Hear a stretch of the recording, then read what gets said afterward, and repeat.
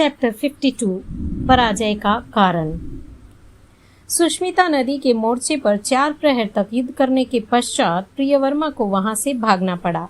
ये समाचार जब पाटलिपुत्र में पहुंचे तब जनता का हृदय टूटने लगा, किंतु सेनापति सोमदेव स्वस्थ था। चित्रलेखा ने जब यह सुना तो वह भी चिंतातुर हो गई। उसने तत्काल एक परिचारक को युवराज के पास भेजा। प्रिया का निमंत्रण प्राप्त होते ही युवराज आनंदित हो गया और संध्या के पश्चात एक अंगरक्षक के साथ चित्रलेखा के भवन में आया। युवराज का स्वागत कर चित्रलेखा उसे अपने मध्य कक्ष में ले गई। युवराज ने पूछा, आज अचानक कैसे याद किया? युद्ध के समाचारों से मेरा मन अत्यंत चिंतातुर हो गया है। क्या पराजय के समाचार सच हैं? चित्रलेखा ने पूछा। युवराज ने हंसते हंसते कहा, देवी, यह तो युद्ध है, इसका निर्णय तो अंतिम क्षणों में ही होता है। आपके ये शब्द मेरे भय को पुष्ट कर रहे हैं। देवी, चिंता की कोई आवश्यकता नहीं है, अंतिम विजय अपनी ही होगी। परंतु एक के बाद एक पराजय के समाचार सुनकर मेरा मन विचलित हो रहा है। देवी, मेरे पर विश्वास रखो, यह पराजय सच्ची नहीं है। आप मुझे माया में डाल रहे हैं। क्या कभी मैंने आपके समक्ष असत्य कहा है? यह पराजय सच्ची पराजय नहीं है। क्या हार भी कभी बनावटी होती है? हमारे सैकड़ों सैनिक हताहत हो रहे हैं, शत्रु सेना उत्साह के साथ आगे बढ़ रही है। इसे यदि बनावटी हार कहते हैं तो बात गले में से नहीं उतरती। देवी, यह तो युद्ध की एक चाल है। लगभग 10 दिनों में प्रियवर्मा चंद्रगुप्त की सेना को पाटलिपुत्र में खींच लाएगा। प्रियवर्मा पराजित नहीं हो रहा है, वह चंद्रगुप्त को झांसा दे रहा है। वह कैसे? चंद्रगुप्त पाटलिपुत्र के मैदान में आएगा और वहीं उसकी मृत्युशैया रची जाएगी। जब चंद्रगुप्त पाटलिपुत्र पर आक्रमण करेगा तब सम्राट की सेना चारों ओर से उसे घेर लेगी। महाबलाधिकृत की यह गुप्त योजना है, किसी को इसकी भनक ना पड़े, इसलिए पूरी सावधानी बरती जा रही है। आप अपने विषाद को दूर रखें। ओह, कहकर चित्रलेखा कुछ प्रसन्न हुई। चित्रा मेरे का पात्र लेकर आई, यानी ड्रिंक्स लेकर आई। युवराज कुछ समय पश्चात चला गया। चैप्टर 53 प्रियवर्मा की सफलता। प्रियवर्मा के पराजय के समाचार पूरे नगर में व्याप्त हो गए थे। चित्रलेखा के पास भी यह बात पहुंची। चित्रलेखा ने मनी मन सोचा, प्रियवर्मा कुशलता पूर्वक चंद्रगुप्त की विशाल सेना को सम्राट की दाढ़ी तले ले आया है। चंद्रगुप्त की पराजय होगी तो, किंतु उद्यालक द्वारा दिए गए संदेश से कुछ आश्वस्त हुई। उसने चित्रा को बुलाकर कहा, क्या युवराज अभी आ सकेंगे? क्या बुलाना चाहती हैं? हाँ। क्यों? उन्होंने मुझे इस युद्ध में ले जाने का वचन दिया था। परंतु आप जाना चाहती हैं? इस बहाने उनसे मिलना चाहती हूँ, चित्रलेखा ने कहा। तो मैं स्वयं ही उनको संदेश देने जा रही हूँ। कहकर चित्रा युवराज के भवन की ओर चली। 2 घटिका के बाद चित्रा ने आकर कहा, देवी, युवराज सूर्योदय से पूर्व ही मोर्चे पर चले गए हैं। चित्रा विचार करने लगी। चैप्टर 54 नैश भ्रमण। पाटलिपुत्र से 3 कोश की दूरी पर आम्र विहार यानी कि मैंगो गार्डन था। उसके परिपार्श्व में, उसके जस्ट बिसाइड दैट, महाबलाधिकृत सोमदेव ने अभेद व्यूह रचना की थी। वहां गंगा में आकर मिलती थी एक छोटी नदी। उसका अभिधान था सिरिमाला। वह सोमदेव के लिए रक्षा कवच था। निर्णायक युद्ध इसी मोर्चे पर होने वाला था, क्योंकि पर्वतक की सेना को पराजित करने का वही उचित स्थान था। पाटलिपुत्र पर कब्जा करने का स्थल था गंगा का किनारा, किंतु पर्वतक अपनी सेना को गंगा के पार पहुंचा सके वैसी स्थिति नहीं थी, क्योंकि उसके पास गंगा पार करने के साधनों की कमी थी। अरण्य यानी कि वन, फॉरेस्ट की दिशा भी पर्वतक के लिए अनुकूल नहीं थी। मात्र सिरिमाला यानी कि वो छोटी नदी का मोर्चा ही अनुकूल था। महाबलाधिकृत ने इसीलिए इस मोर्चे पर अपनी प्रचंड शक्ति लगा दी थी। हजारों हाथी, हजारों अश्व, हजारों रथ और अगणित पदाती सेना वहां उपस्थित थी। इसके अतिरिक्त पर्वतक की सेना का घेराव करने की मजबूत योजना भी बना ली थी। अपने चुनिंदे योद्धाओं का यत्र तत्र अरण्य यानी कि वन में छुपा कर रखा था। आर्य सोम ने सोचा था कि जब पर्वतक की सेना संग्राम में तदाकार हो जाए तब उसकी वस्तु पूर्ति के मार्गों को अवरोध कर दिया जाए और दोनों ओर से युद्ध किया जाए। ऐसा करने से ही पर्वतक की सारी सेना यहाँ नष्ट हो जाएगी और पर्वतक तथा चंद्रगुप्त की लाशें भी संग्राम के मैदान में पड़ी मिलेगी। पर्वतक भी पूरा सावधान था। उसने अपने सप्लाई मार्ग की पूरी व्यवस्था की थी। उसने 2 दिन तक पूर्व के 10 मील के मोर्चे पर विश्राम कर सिरीमाला के मोर्चे पर आया था।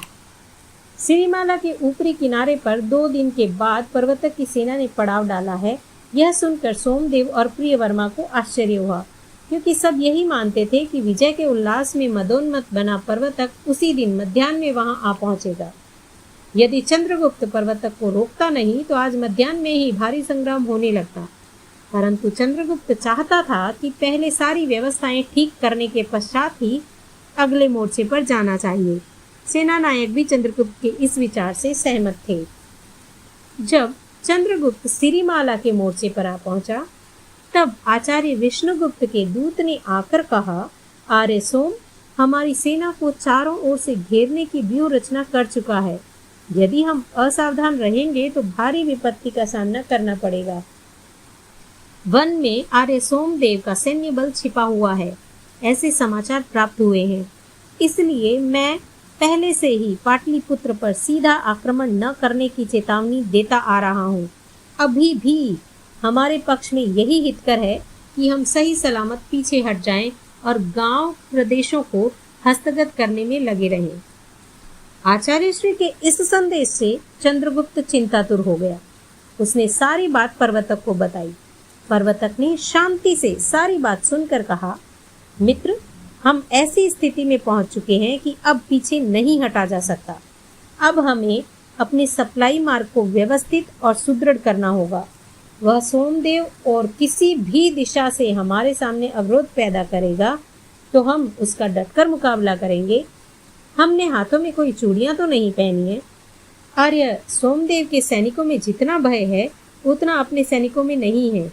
अब तो विजय अथवा मृत्यु, इन 2 में से किसी एक मार्ग को ही पसंद करना है। यदि आचार्य श्री के कथनानुसार हम पीछे हटते हैं तो उसका परिणाम अत्यंत भयंकर आएगा। जो राज्य हम पर विश्वास कर हमें सहयोग कर रहे हैं, वे सभी राज्य हताश हो जाएंगे। चंद्रगुप्त को इस बात में कुछ तथ्य नजर आने लगा। उसने कहा, शायद हार जाए तो। पर्वतक यह कहकर हंसा और हंसते हंसते ही बोला, युद्ध किए बिना पलायन करने से तो पराजित होने में हमारा पुरुषार्थ है और हमारी हार भी सम्राट को बहुत ही महंगी पड़ेगी। मित्र, तुम्हारा धैर्य प्रशंसनीय है। युद्ध कब प्रारंभ करना है? चंद्रगुप्त ने पूछा। कल प्रातः सूर्योदय के बाद। शत्रुओं की शक्ति का अंदाजा? बीच में ही पर्वतक बोला, मैंने सारा अंदाजा लगा लिया है। आर्य सोम ने अभेद व्यूह की रचना की है। सैन्य बल भी हमारे से अधिक एकत्रित किया है। उसकी सप्लाई का मार्ग भी निकट है। उसके शस्त्र और साधन भी विपुल हैं, यानी ज्यादा है। यह सब मुझे ज्ञात है। फिर भी मैं तनिक भी निराश नहीं हूँ। मुझे अपनी विजय पे श्रद्धा है, फेथ है, विश्वास है। कल मैं सूची भेद व्यूह की रचना करूंगा और आप सबको बताऊंगा कि आर्य सोम का अभेद व्यूह सूर्यास्त के पहले ही किस प्रकार छिन्न भिन्न होगा। प्राचीन काल में युद्ध के अपने नियम थे। उनका पालन दोनों पक्षों को करना होता था। युद्ध के सांस्कृतिक नियमों के अनुसार आम जनता पर कोई शस्त्रास्त्र का प्रहार नहीं कर सकता था। निशस्त्र सैनिक पर, पलायन यानी भागते हुए सैनिक पर अथवा असैनिक पर शस्त्र प्रहार करना अधर्म माना जाता था। भयंकर से भयंकर युद्ध के समय भी जनता के माल जान पर हाथ लगाना घोर अन्याय समझा जाता था। सूर्योदय से सूर्यास्त तक ही युद्ध होता, फिर किसी प्रकार का युद्ध नहीं होता। युद्ध को प्रारंभ करने से पूर्व ही भेरी, तूरी, शंखनाद आदि के द्वारा शत्रुओं को चेतावनी दे दी जाती थी। इस प्रकार युद्ध में धर्म, संस्कृति और नीति की मर्यादाओं का पालन करना अनिवार्य था। दूसरे प्रहर को 2-3 घटिका के पश्चात युवराज के आगमन के समाचार चित्रलेखा को मिले। चित्रलेखा आंगन तक युवराज की अगवानी कर बोली, आज तो दिन से मेरा चित्त अत्यंत विषादग्रस्त यानी दुखी हो रहा है। युवराज ने चित्रलेखा के कंधे पर हाथ रखकर कहा, क्यों देवी? प्रियवर्मा के इस पराजय के समाचार मुझे परेशान कर ही रहे थे और मेरी परेशानी और अधिक बढ़ गई जब मैंने सुना कि आप भी मोर्चे पर गए हैं। युवराज ने हंसते हंसते कहा, सिरीमाला के मोर्चे पर मैं निरीक्षण करने गया था। कल से घोर संग्राम प्रारंभ होगा और मगध के शत्रु सदा सदा के लिए मिट जाएंगे। दोनों मध्य खंड में आए। चित्रा उत्तम सुरा के पात्र ले आई। युवराज ने सुरापान करते करते कहा, कल सूर्योदय के बाद मैं युद्ध भूमि पर जाने वाला हूँ। न जाए तो? मुझे तो जाना ही चाहिए, यह भावी मगधेश्वर का धर्म है। आपको यदि आना हो तो मैं व्यवस्था कर देता हूँ। चित्रलेखा विचारमग्न हो गई। कुछ समय पश्चात वह बोली, परसों? तो परसों प्रातःकाल ही मेरा रथ आपको लेने आएगा, युवराज ने कहा। फिर कुछ समय तक विनोद मनोरंजन की बातें कर युवराज वहां से विदा हो गया। युवराज के जाने के पश्चात चित्रा ने प्रश्न किया, देवी आप परसों रणभूमि में जाएंगी? नहीं रे नहीं, चित्रलेखा ने हंसते हुए कहा। आप तो? बीच में ही चित्रलेखा बोली, युद्ध भूमि पर जाने की मेरी तनिक भी इच्छा नहीं है। मेरा वहां काम ही क्या है? मैंने तो एक चाल चली है, आवश्यकता होगी तो उपयोग करूंगी। क्या मतलब? यदि मुझे आर्य चंद्रगुप्त से मिलने की आवश्यकता लगी तो मैं अवसर का लाभ उठाऊंगी। चित्रा देवी के तेजस्वी नयनों की ओर देखने लगी। इतने में ही मालती ने आकर सूचना दी, देवी महाप्रतिहार आए हैं। महाप्रतिहार? मेरे शयन खंड में उन्हें ले आ। कहकर चित्रलेखा खड़ी हुई और चित्रा को साथ में ले शयन खंड यानी बेडरूम में आ गई। कुछ ही क्षणों पश्चात महाप्रतिहार विमल सेन देवी चित्रलेखा के भव्य सुंदर और कलात्मक शयन कक्ष में प्रविष्ट हुआ।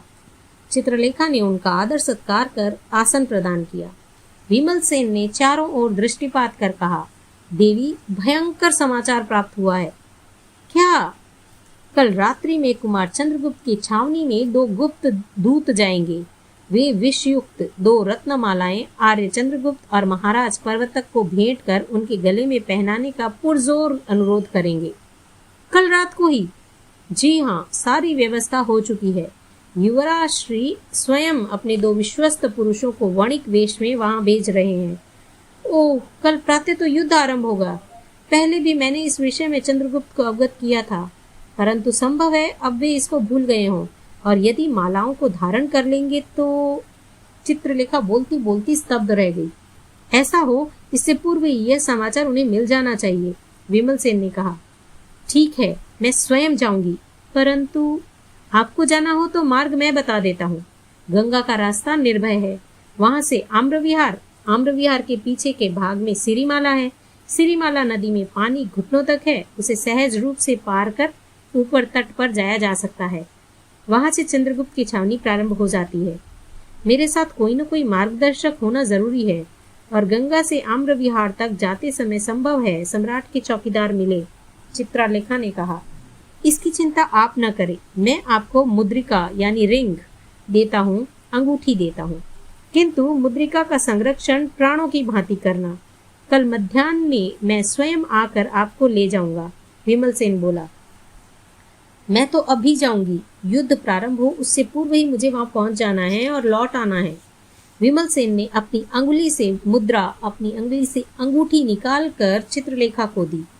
चित्रलेखा ने अंगूठी लेकर कहा, मेरे साथ आने वाले विश्वस्त व्यक्ति के साथ मुद्रिका वापस भेजूं तो? क्षण भर विचार कर विमल सेन बोला, यह भी ठीक है, परंतु वह पुरुष श्रीमाला के उस किनारे नहीं जाएगा, आम्रविहार में ही आपकी प्रतीक्षा करता रहेगा। ठीक है, कहकर चित्रलेखा ने चित्रा की ओर देखकर कहा, चित्रा तुम उद्यालक को कहो कि नौका तैयार करे, तुम्हें भी मेरे साथ ही आना है। इसी वेश में? चित्रा ने कहा। विमल सेन बोला, वेश परिवर्तन करें तो अच्छा होगा। ठीक है, ब्राह्मण का वेश उचित रहेगा, चित्रलेखा ने कहा। विमल सेन हंसा और हंसते हंसते बोला, देवी ब्राह्मण का वेश आपको अनुकूल नहीं रहेगा, मेरी दृष्टि में भिक्षुणी का वेश ही उचित रहेगा। मैं समझ गई, कहकर चित्रलेखा ने चित्रा की ओर देखकर कहा, हंस नेत्रा को कह देना कि वह कषाय वस्त्र तैयार रखे और तुम उद्यालक के पास जाना। विमल सेन बोला, जो व्यक्ति आपके साथ चलेगा वह अभी मेरे रथ में ही है। आप बाहर निकलेंगी तो वह तत्काल आपके साथ जुड़ जाएगा। फिर विमल सेन चला गया। दूसरा प्रहर पूरा हुआ। देवी चित्रलेखा, चित्रा और उद्यालक भवन से बाहर निकले। चित्रलेखा और चित्रा ने भिक्षुणी का वेश धारण कर रखा था। दोनों के कुंतल केश वस्त्रावरण के पीछे ढक गए थे। उद्यालक नाविक के वेश में था। भवन के बाहर निकलते ही तत्काल विमल सेन का व्यक्ति उनके साथ मिल गया। चित्रलेखा का नैश भ्रमण नौका विहार से प्रारंभ हुआ।